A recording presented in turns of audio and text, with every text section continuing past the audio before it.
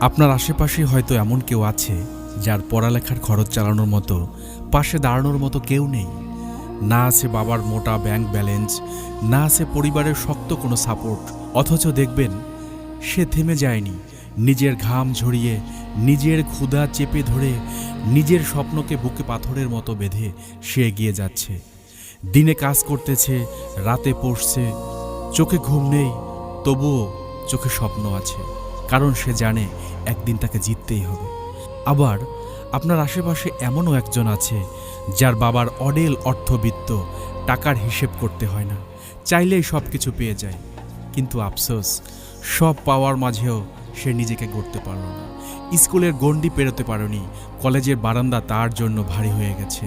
জীবনের দৌড়ে সে শুরুতেই হাঁপিয়ে পড়েছে। একটু চারপাশে তাকান, দেখবেন কেউ অডেল ধন সম্পদের মালিক, বড় বাড়ি, দামি গাড়ি, সম্মান, প্রতিপত্তি। কিন্তু রাতে বালিশে মাথা রাখলেই তার নিঃশ্বাস ভারী হয়ে আসে। কারণ তার শরীরে শান্তি নেই, তার মনে শান্তি নেই। হাজার মানুষের ভিড়েও তার ভেতরটা ভীষণ একা। আবার এমনও একজন আছে যে দুবেলা দুমুঠো অন্ন জোগাড় করতে লড়াই করে। অভাব তার ছায়া, অনটন তার প্রতিদিনের সঙ্গী, ভবিষ্যৎ তার কাছে ঝাপসা।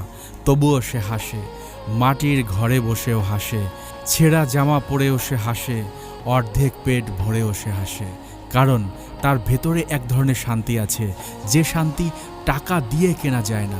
বিস্ময়কর, তাই না? আরও দেখবেন, ছোটবেলা থেকে ভীষণ একজন মেধাবী ছাত্র, প্রতিটি পরীক্ষায় সেরা, একটার পর একটা গোল্ডেন রেজাল্ট, সার্টিফিকেটে ভরে গেছে আলমারিতে। কিন্তু আজ চাকরির লাইনে দাঁড়িয়ে দাঁড়িয়ে তার জুতোর তলা ক্ষয়ে যাচ্ছে। ডিগ্রি আছে, যোগ্যতা আছে, স্বপ্ন আছে, শুধু ভাগ্যের দরজাটা খুলছে না। আবার এমনও একজন আছে যে কোনো রকমে টেনে টুনে পাশ করেছে, লেখাপড়ার সাথে তার সম্পর্ক ছিল নামে মাত্র। কিন্তু আজ সে দিব্যি আরামদায়ক চাকরি করছে, মাস শেষে মোটা অঙ্কের বেতন তুলছে, মানুষ তাকে সম্মান করছে।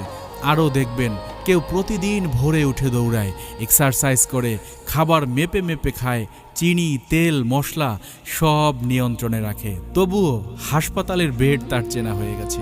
অথচ এমনও কেউ আছে যার জীবনে কোনো নিয়ম নেই, যখন যা পায় তাই খায়, রাত জাগে, অগোছালো থাকে, তবুও সে দিব্যি সুস্থ। বলুন তো, এ কেমন হিসাব? এতগুলো উদাহরণ দেওয়ার কারণ একটাই, এই পৃথিবীটা আপনার আমার ভাবনার চেয়ে অনেক বেশি রহস্যময়। এখানে সবকিছু পরিশ্রমের সরল সমীকরণে মেলে না। এখানে সবকিছু যোগ বিয়োগে ধরা পড়ে না। এখানে সবকিছু যুক্তি দিয়ে বোঝা যায় না। কারণ এখানে যেটা